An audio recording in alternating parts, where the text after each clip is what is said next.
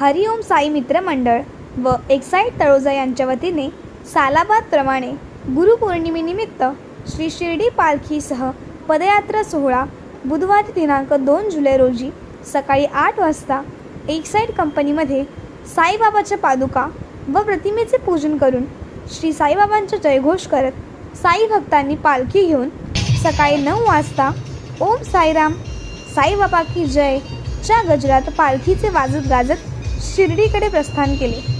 पालखी 10 जुलैला गुरुपौर्णिमेच्या दिवशी शिर्डीमध्ये पोहोचणार आहे।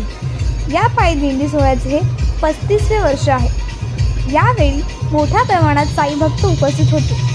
हरिओम साई मित्रमंडळाचे अध्यक्ष विठ्ठल पाटील, उपाध्यक्ष वैभव ठाकूर, खजिनदार केशव पाटील, सहखजिनदार अभय म्हात्रे, प्रमुख सल्लागार शशांक म्हात्रे, दीपक पाटील, प्रदीप पाटील, महेश चोरमेकर तसेच पालखी प्रमुख हर्षल पाटील, शैलेश म्हात्रे, संजय गाडे, अजय पाटील, प्रवीण पाटील यांनी पदयात्रेचे नियोजन केले होते।